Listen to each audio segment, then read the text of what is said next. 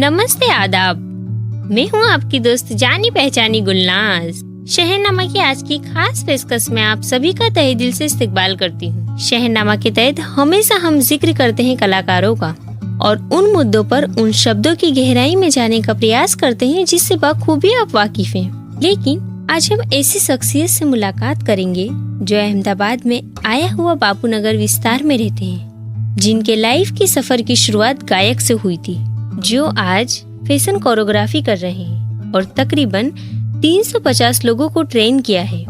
इन 350 लोगों में से चंद लोग गुजराती फिल्मों में फिलहाल में काम कर रहे हैं। ऐसी बहुत सी दिलचस्प बातें मैंने उनसे की है। चलिए उनकी ही जुबानी उनकी कहानी जानते हैं। हेलो अहमदाबाद, मैं हुसैन अंसारी और आप सुन रहे हैं आपका अपना रेडियो नजरिया FM 107.8 आवाज हमारी। मैं फैशन कोरियोग्राफर हूँ। मैं जितने भी जो नए उभरते कलाकार होते हैं, जिनको मॉडलिंग इंडस्ट्री में आगे बढ़ना होता है, तो उनको मैं टीच करता हूँ कि किस तरह से आपको मॉडलिंग करना है, किस तरह से आपको स्टेज पे परफॉर्म करना है।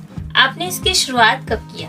एक्चुअली इसके पीछे बहुत बड़ी कहानी है, क्योंकि मैं इस इंडस्ट्री में आया तो मैं 11 में था, जो स्कूल लाइफ में था, और वहाँ पे एक इंसिडेंट ऐसा हुआ कि मेरे पापा ने बोला कि चलो एक शो में जाना है, टाउन हॉल यहाँ पे एलिस ब्रिज के पास।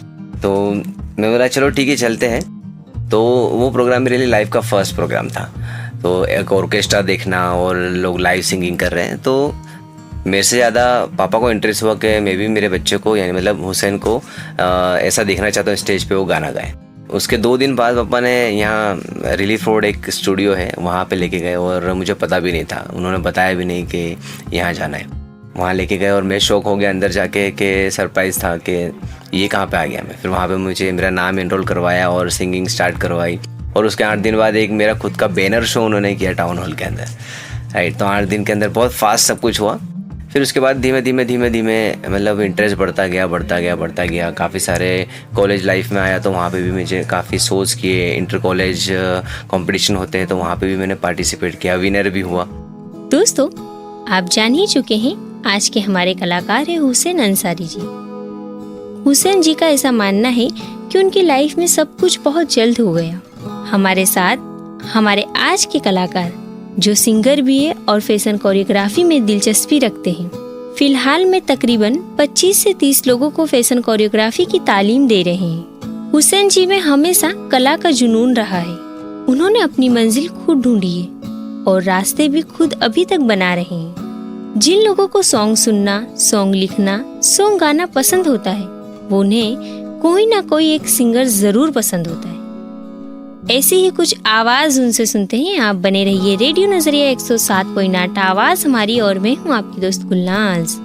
आप हमारे श्रोताओं को ये बताइए कौन से सिंगर का गाना सुनना आपको पसंद है, और जिस वक्त आप लगातार गाते थे उस वक्त किन को फॉलो करते थे? मैंने करियर की शुरुआत जब की थी सिंगिंग की, तो मैं रफ़ी साहब को बहुत फॉलो करता था। और एक इंसिडेंट ऐसा भी हुआ था कि दिव्या भास्कर के एक जो मार्केटिंग हेड थे, शिवेंद्र सर नाम है उनका पूरा पैर जो है ना फ्रैक्चर हो गया था, और वो ऑडिशन में जज थे, ऑडिशन में आए थे गुलमोहर मॉल में। सबसे पहले लाइन लगा के रखा था क्योंकि ऑडिशन में मैं पहले ही गाना गाने वाला हूँ। तो मैंने जब गाना स्टार्ट किया उनको बहुत अच्छा लगा, और वो फ्रैक्चर लेग उनका पूरा फ्रैक्चर था, पर फिर भी उन्होंने मुझे स्टैंडिंग ओवेशन दिया था। वंस मोर की सबसे ज़्यादा जो आवाज़ लगाई थी ना, वो शैलेंद्र सर ने लगाई थी। वो मेरे लिए बहुत मेमोरेबल है, यादगार दिन है। मैं वो चीज़ को कभी नहीं भूलता हूँ। तो रफ़ी साहब का ही सॉन्ग है, मैं थोड़ा सा गुनगुनाना चाहूँगा। मधुबन में राधिका नाचे रे, मधुबन में राधिका नाचे रे, गिरधर की मुरलिया बाजे रे, गिरधर की मुरलिया बाजे रे, मधुबन में राधिका नाचे रे। मृदंग बाजे तिरकिट धूम ताता, मृदंग बाजे तिरकिट धूम ताता, नचता चुम चुम तथई तथई तदा चुम चुम तननन चुम चुम तनना, कांधा कांधा कांधा दधा मधुबन में राधिका नाचे रे, मधुबन में राधिका नाचे रे। Thank you.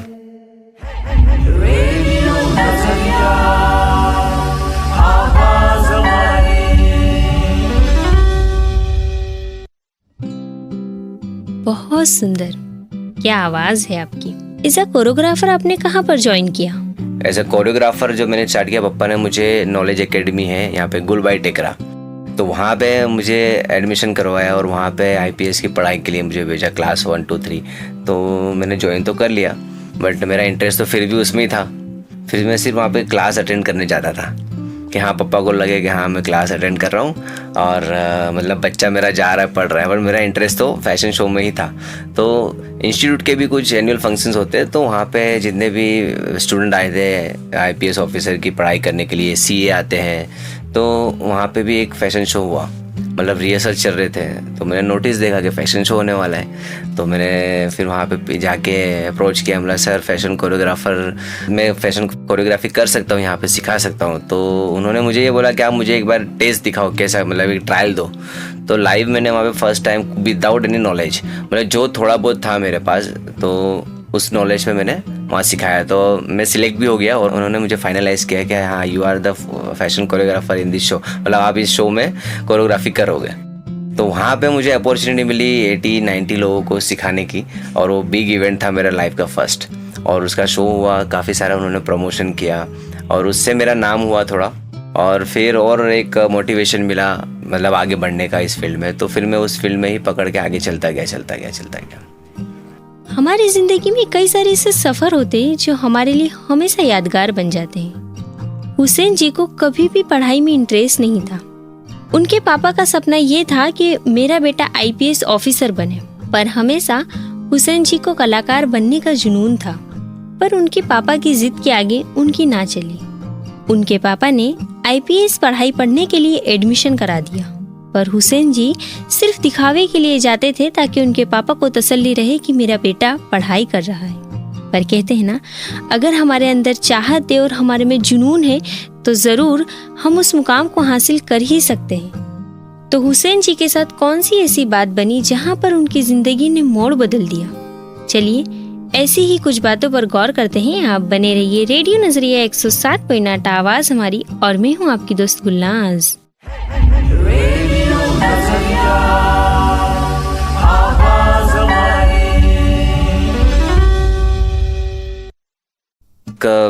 इंसिडेंस ऐसा हुआ कि मैं एक मॉल में घूम रहा था, क्योंकि कॉलेज लाइफ में होते तो हम लोग ज़्यादातर बच्चे क्या होते घूमते ही है, राइट। लेक्चर अटेंड करने के बाद हम लोग बाहर बंक मारने जाते थे। देवार्क मॉल था, देवार्क मॉल में हम लोग घूम रहे थे, तो वहाँ पे ऑलरेडी कुछ रिहर्सल्स चल रहे थे मॉडल्स के। तो एक सर आए मेरे पास कि बोले एक्सक्यूज़ मी, बोला यस, बोले आपको मॉडलिंग करना है? तो मैंने बोला ये सब्जेक्ट मेरे लिए नया है, और मुझे क्या है कि मेरे अंदर से ऐसा है कि कुछ नया आता है ना तो मुझे इंटरेस्ट ज़्यादा होता है, भले मुझे इसका नॉलेज नहीं है। तो वो सब्जेक्ट मेरे लिए नया था, मॉडलिंग। तो बोला ठीक है, हाँ मुझे करना है। और सडनली मेरे दोस्तों को मैंने छोड़ दिया और उनके साथ ट्रेनिंग में चला गया। और ट्रेनिंग में जाने के बाद देखा तो ऑलरेडी तकरीबन 30-35 लोग मॉडल्स वहाँ पे ऑलरेडी प्रैक्टिस कर रहे थे, एंड दे आर फ्रेशर, मतलब वो लोग भी नए थे। उनको देखने के बाद मुझे ऐसा हो गया नहीं यार मुझे करना है। और 15 डेज़ मैंने वहाँ पे ट्रेनिंग लिया, और 15 डेज़ के बाद एक शो हुआ ग्रैंड फिनाले, और यहाँ पे चांदखेड़ा स्टेडियम में जहाँ पे IPL वगैरह होती है, बहुत बड़ा स्टेडियम था, मेरे लिए बहुत बड़ी अपॉर्चुनिटी थी। और वहाँ से फिर मुझे सिंगिंग तो फिर मेरा थोड़ा डाउन हो गया, और मॉडलिंग का जो थोड़ा हाई हो गया। तो मॉडलिंग हाई हुआ तो फिर उसके अंदर मैंने इंटरेस्ट लिया, और फिर उसके बाद शोज़ करता गया। दूसरे मिस्टर गुजरात कॉम्पिटिशन्स होते थे तो उसमें पार्टिसिपेट किया, वहाँ पे भी टॉप 10 में आया, कई शो में विनर भी रहा। 2013 में मैं मिस्टर गुजरात का मुझे टाइटल मिला हुआ है।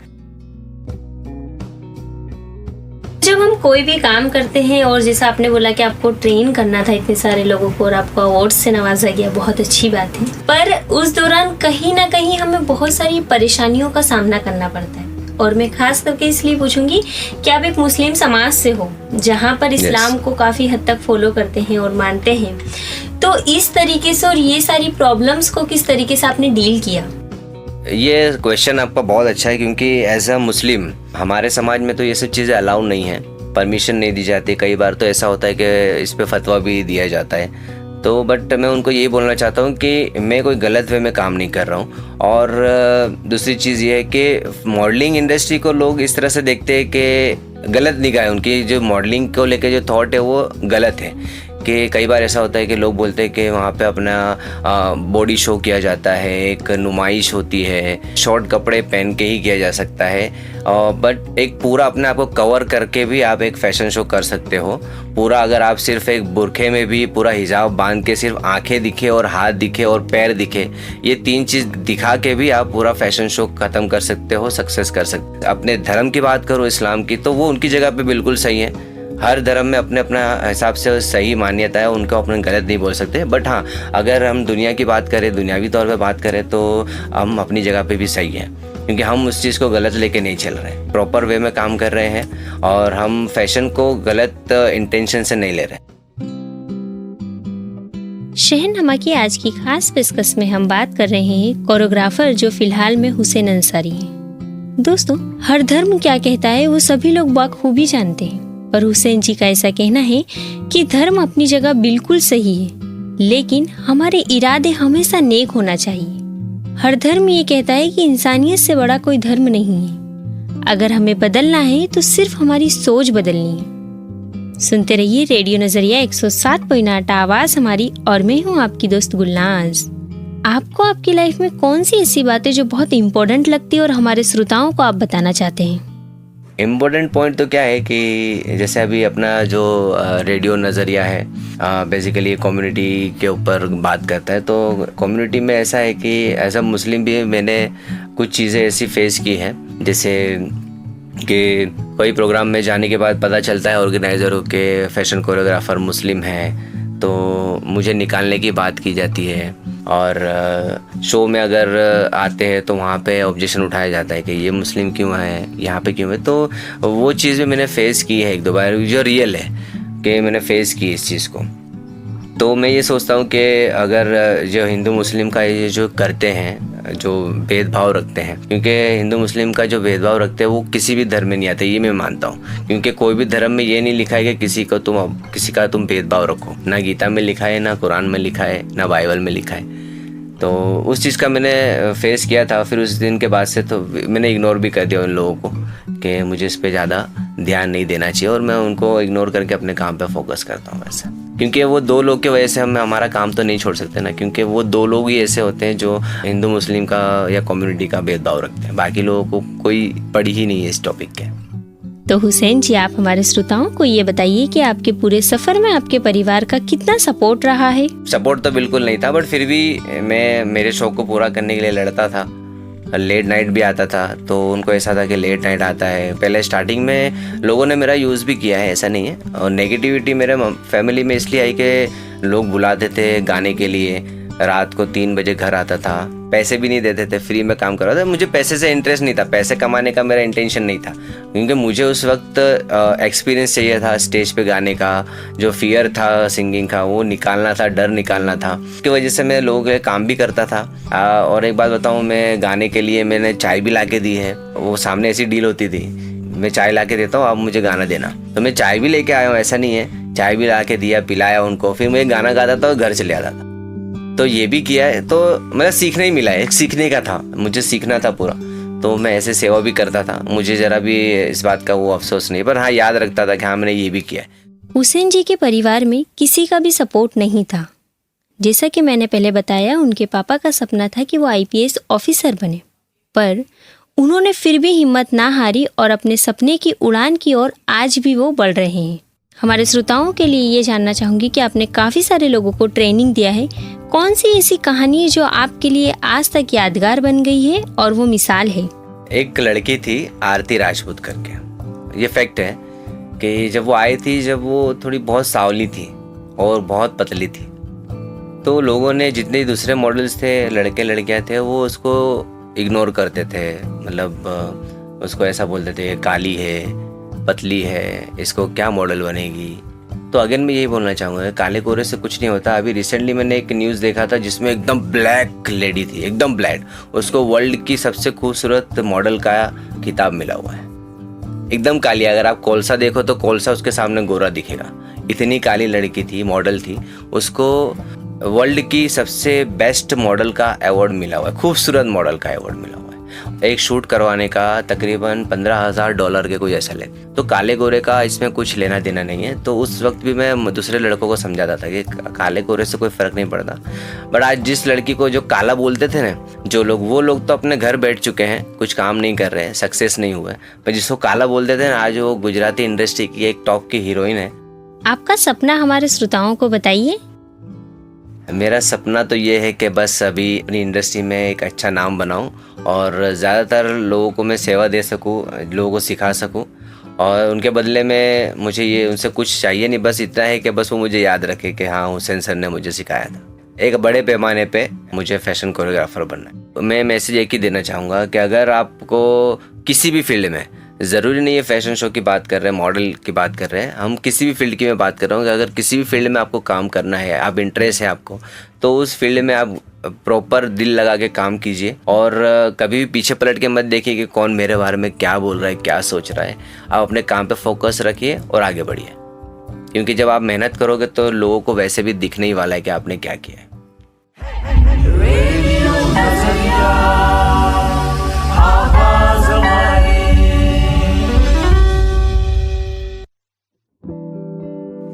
हर इंसान की बहुत सी ख्वाहिश होती है। हर कोई चाहता है कि बेहतर से बेहतरीन जिंदगी जी सके, और हर कलाकार के पीछे की एक कहानी होती है। उस कहानी में एक राज जरूर होता है। हुसैन जी के पास 2 रास्ते थे। हालांकि IPS की पढ़ाई भी मुकम्मल करना आसान नहीं होता, उसमें भी कठिनाइयां जरूर होती है। उन्होंने उस रास्ते को पसंद किया जिसमें उनको कोई सपोर्ट नहीं था, और उस रास्ते में हर पल उन्हें तकलीफों का सामना करना पड़ा, क्योंकि एक तो फैमिली सपोर्ट नहीं, ऊपर से हर काम में ये सोचना पड़ता है हम अपने तरीके से सही करें पर लोग क्या कहेंगे। सबसे बड़ा रोग लोग क्या कहेंगे, जो उन्हें हर दिन अपने परिवार के साथ इस बात को फेस करना पड़ता था।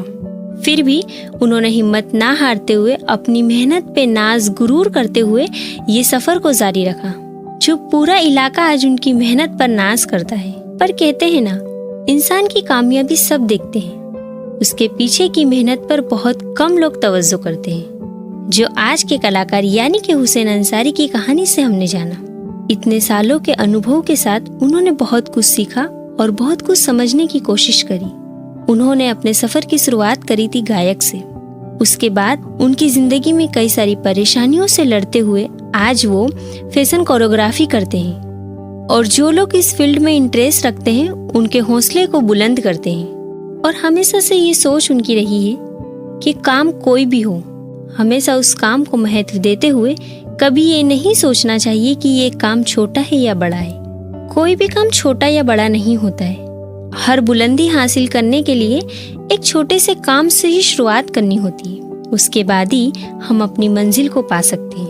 आपकी बात हमारे तक पहुंचाना चाहते हैं, आपकी कहानी पहुंचाना चाहते हैं, तो आप हमें कॉल, व्हाट्सएप, मैसेज कर जरूर इत्तला कर सकते हैं। हमारा नंबर है 8849749472। मैं रिपीट कर रही हूँ, 8849749472। और साथ ही में आप हमें सोशल मीडिया पे फॉलो कर सकते हैं। सिर्फ सर्च करना होगा रेडियो नजरिया 107.8। एक छोटी सी बात से आपको अलविदा कहना पसंद करूंगी। जिंदगी बदलने के लिए लड़ना और झगड़ना पड़ता है। जिंदगी बदलने के लिए लड़ना और झगड़ना पड़ता है, और आसान करने के लिए समझना पड़ता है। सुनते रहिए रेडियो नजरिया 107.8। आवाज हमारी, मेरा तारुफ है गुलनाज।